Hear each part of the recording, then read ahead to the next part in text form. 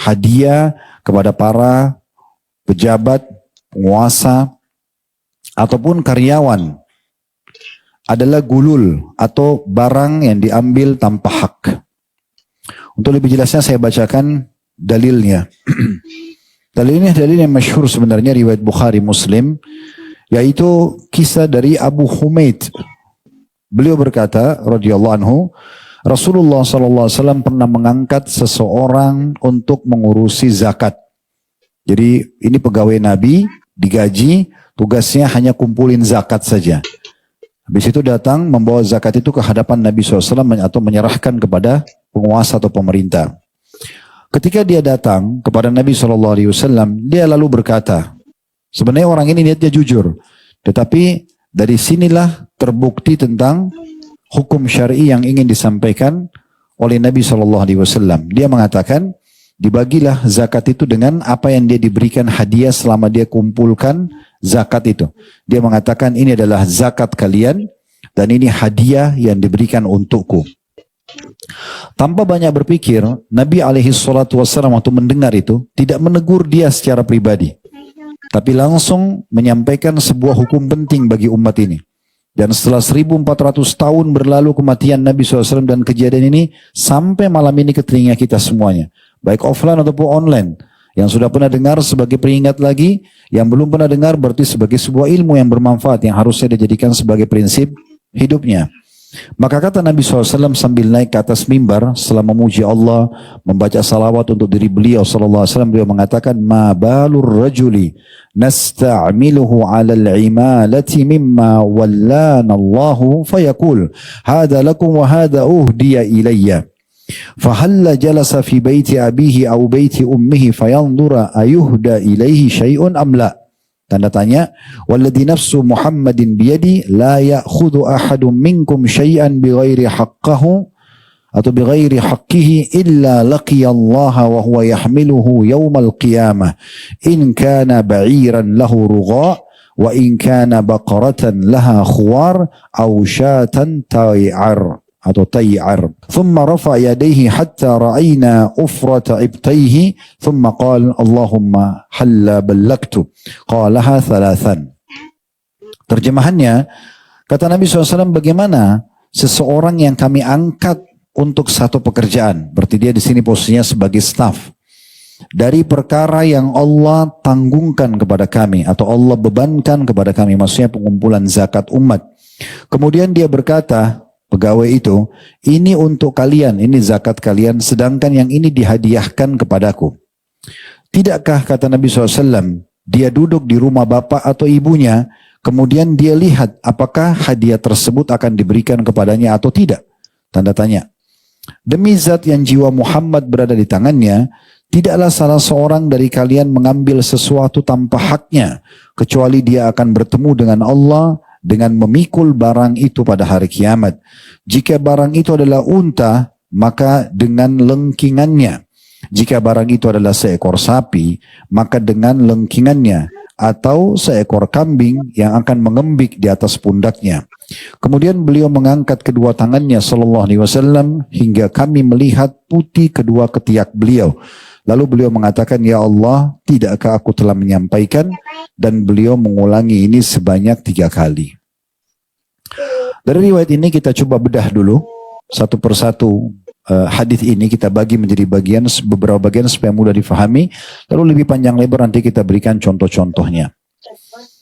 Potongan pertama, bagaimana pentingnya atau faedah pertama dari hadis, pentingnya seorang pemimpin peduli untuk meluruskan kesalahan bawahannya dan tidak membiarkan pintu sogok menyogok yang akhirnya mengganggu nanti kualitas kerja, membuat si pegawai ini keluar dari akad kerjanya. Itu terjadi. Di sini Nabi SAW mengetahui sebenarnya orang ini baru pertama kali dia melakukan pelanggaran dan dia pun tidak faham kalau itu sebuah pelanggaran. Terbukti dia tidak langsung mengantongi hadiah yang diberikan kepadanya. Tapi dia masih membawa ke hadapan Nabi SAW sebagai atasannya dan mengatakan, ini zakat yang saya diminta atau ditugaskan untuk kumpul. Yang ini diperlihatkan oleh dia. Ini hadiah yang dikasih kepada saya. Di sini Nabi SAW langsung menegurnya. Dan karena ini sebuah hukum yang universal, harus semua umat tahu, maka beliau pun tidak pakai nunggu. Langsung dari atas mimbar, langsung menyampaikan kalau ini tidak boleh dalam Islam. Pertanyaan sederhana, kenapa ini tidak dibolehkan? Kenapa setiap staf yang pergi ditugaskan oleh perusahaannya, oleh pemerintahnya tidak boleh terima hadiah? Karena ini tadi saya sudah jelaskan akan mendatangkan ya perusakan akad dia dan juga akan menurunkan kualitas kerjanya. Jadi subhanallah, Islam datang betul-betul menata tatanan kerja ini dan akad kerja sangat rapi sekali. Sampai-sampai seseorang kalau sudah punya akad sebagai sebuah atau seorang staf, baik staf pemerintah, di sini istilahnya pejabat, atau satu perusahaan, maka dan dia sudah punya akad kerja, dia sudah ditentukan gajinya, tidak boleh dia mengambil hadiah apapun karena jabatannya. Tidak boleh dia menerima hadiah apapun karena jabatannya. Cukup banyak contoh dalam masalah ini. Sekarang misalnya, begitu seseorang menjabat kedudukan di pemerintahan, biasanya awal dia menjabat cukup banyak orang yang mengucapkan selamat. Ucapan selamat diikuti dengan pemberian hadiah. Makin tinggi jabatannya maka makin besar hadiah yang dikasih. Ada mungkin kendaraan, ada mungkin tanah, ada mungkin mobil, ada mungkin transferan uang. Ini yang kita sedang bahas. Tidak boleh atau hukumnya haram menerima hadiah seperti ini. Tidak boleh menerima hadiah seperti ini. Walaupun dia tidak minta. Karena orang memberikannya melihat jabatan dia. Makanya Nabi SAW memberikan kita sebuah kaidah penting di sini. Ini faedah kedua dari hadis, yaitu kata Nabi SAW, coba ini orang nih yang kami pekerjakan tadi, yang mengatakan ini zakat kalian, ini adalah hadiah buat saya. Coba dia duduk di rumah ibunya atau ayahnya.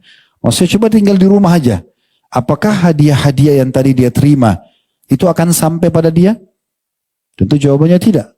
Dia dapat hadiah karena dia sedang bertugas sebagai amil zakatnya Nabi SAW.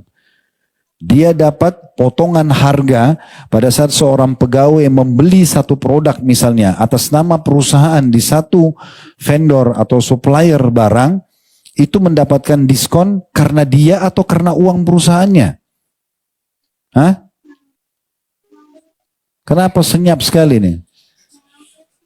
Karena uang perusahaan. Beda kalau kita sedang membawa uang pribadi, lalu kemudian kita membeli untuk kepentingan kita pribadi, kebetulan di toko itu ada diskon, kita dapat karena pakai uang kita itu halal.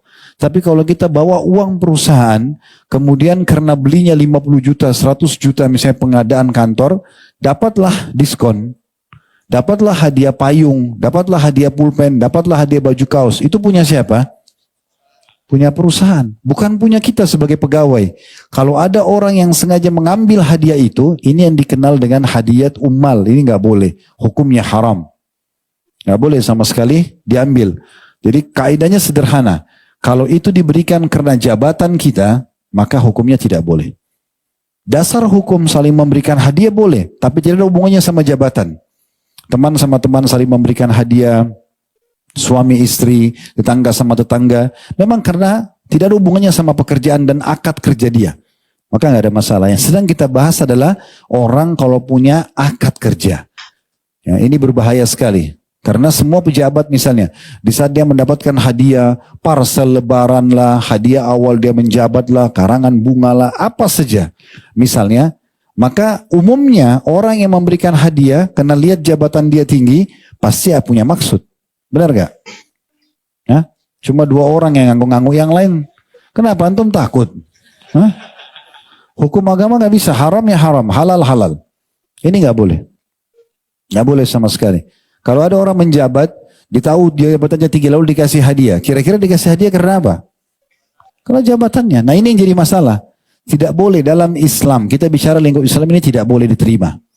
Karena nanti akan mengganggu kualitas kerja dia. Dia akan memberikan perhatian khusus kepada orang yang kasih hadiah, gitu kan? Dan akhirnya dia juga merusak akadnya. Bisa saja sesuatu yang tidak boleh secara peraturan pemerintah ataupun perusahaan, maka diubah sama dia karena masalah ini. Maka ini bisa merusak akad kerja dia juga. Nah ini faedah kedua dari hadis, ya. Jadi Kalau ada orang yang dipekerjakan, dia nggak boleh menerima hadiah tersebut. Semua itu adalah pemberian dari orang yang punya atasan dia. Misalnya kalau dia kerja sama pemerintah, berarti punya pemerintah. Kalau dia kerja sama perusahaan, berarti punya perusahaan. Sama juga di sini sensitif sekali. Kita harus sentuh juga, ya. Ini juga saya sering ingatkan teman-teman yang bergabung sama kami di kantor. Antum kalau bekerja di kantor, hati-hati dalam menggunakan fasilitas kantor. Karena kalau akad antum fasilitas kantor itu dari hal yang sederhana, pulpen, kertas, print, handphone, laptop, apa saja. Yang kira-kira fasilitas kantor, listriknya. Kalau itu akad antum adalah antum sebagai pekerja di situ dan antum bisa pakai sebatas urusan kerjaan, maka jangan pernah pakai untuk urusan pribadi. Karena nanti akan ditanya oleh Allah pada hari kiamat nanti. Jangan main-main dengan satu lembar kertas. Untuk apa satu lembar kertas antum pakai yang bisa antum beli dengan leluasa di luar sana, diambil dari kantor hanya untuk keperluan pribadi misalnya. Print keperluan sekolah anak, print untuk kebutuhan pribadi. Terus bagaimana caranya supaya halal? Minta kepada pemiliknya.